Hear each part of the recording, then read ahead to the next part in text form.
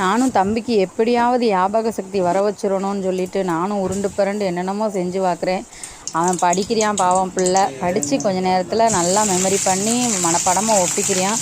ஒரு அரை மணி நேரம் கழிச்சு அதே கொஸ்டினை கேட்டோம் அப்படின்னா மறந்துடுது. என்ன பண்ணனே எனக்கே தெரில. அவனை பார்க்கவே பாவமாக இருக்குது. உட்காந்து படிக்கிறான், அவனுக்கு மெமரி ஆக மாட்டுது.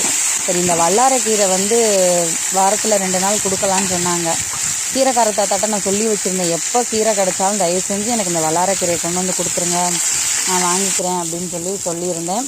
அப்போ போன மாதம் கொடுத்தாரு. இப்போ அதுக்கப்புறம் இந்த மாதம் தான் கொடுத்துருக்குறாரு. மாதம் ஒரு தடவை தான் அவரே கொண்டு வந்து கொடுக்குறாரு. கிடைக்கலப்பான்ற கிடைச்ச வரைக்கும் நம்மளுக்கு லாபம் நினச்சிட்டு வாங்கிட்டேன். இந்த கொஞ்சமாக தான் இருந்துச்சு. அந்த கீரையே 30 ரூபா சொன்னார். பரவாயில்ல தாத்தா, எவ்வளோ நாளும் பரவாயில்ல, எனக்கு கொடுங்கன்னு வாங்கிட்டு வந்து நைட்டே ஆஞ்சி வச்சுட்டு தோசை ஊற்றிடலான்னு ரெடி பண்ணிட்டேன். அதை நல்லா எண்ணெய் ஊற்றி வதக்கிட்டு கொஞ்சமாக காஞ்ச மிளகா, வெள்ளைப்பூடு, இஞ்சி போட்டு நல்லா வதக்கி அரைச்சி நம்ம தோசை மாவு கூட மிக்ஸ் பண்ணி ஊற்றிடலாம். கடைஞ்சி கொடுக்கலாம், தப்பு இல்லை. ஆனால் அதை சாப்பிட்றாங்களோ சாப்பிட்லையோ, ஸ்கூலுக்கு கொடுத்து விட்டு கீழே போட்டுருவாங்களோ என்ன செய்கிறதுன்னு பயந்துக்கிட்டே இருக்கிறதுக்கு தோசையாக ஊற்றி கொடுத்துட்டோம் அப்படின்னா காலையில் நம்ம கண் முன்னாடியே சாப்பிட்டு போயிடுவாங்க. ஆனால் தோசை சூப்பர் டேஸ்ட்டு. நார்மல் தோசையை விட இந்த தோசை நல்லா இருக்குதுன்னு சொல்லி 2 சாப்பிட்ற பிள்ளைங்க 2.5 தோசை சாப்பிட்டு போனாங்க. எனக்கு அது ரொம்ப சந்தோஷமாக இருந்துச்சு. நல்லா க்ரீன் கலரில் தோசை பார்க்குறதுக்கும் சூப்பராக இருக்குது, சாப்பிட்றதுக்கும் சூப்பராக இருக்குது. இதுக்கு சைடிஷ் தேவையில்லை.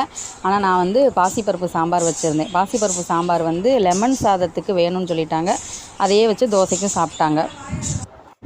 மதியம் பிள்ளைங்க டிஃபன் பாக்ஸுக்கு லெமன் சாதமும் உருளைக்கிழங்கு வறுவலும் கொடுத்து விட்டாச்சு.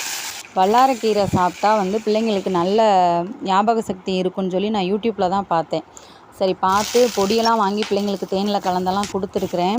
ஆனால் இப்போ கீரை தாத்தாட்ட சொன்னதுலேருந்து அவர் ஓரளவு இந்த கீரையே வாங்கிட்டு வந்து கொடுக்குறாரு. அதனால் அதையே செஞ்சு கொடுத்தாச்சு பிள்ளைங்களுக்கு. முடிஞ்சளவு நம்ம சாப்பாட்டு மூலமாக ஏதாவது பண்ணி கொடுக்கலாம் அப்படின்னு சொல்லி ஒரு ஆசையில் தான் பிள்ளைங்களுக்கு செஞ்சு கொடுத்துட்ருக்குறேன். எங்கள் சேனல் பிடிச்சிருந்தா லைக் பண்ணி, ஷேர் பண்ணி, கமெண்ட் பண்ணுங்கள், சப்ஸ்கிரைப் பண்ணுங்கள்.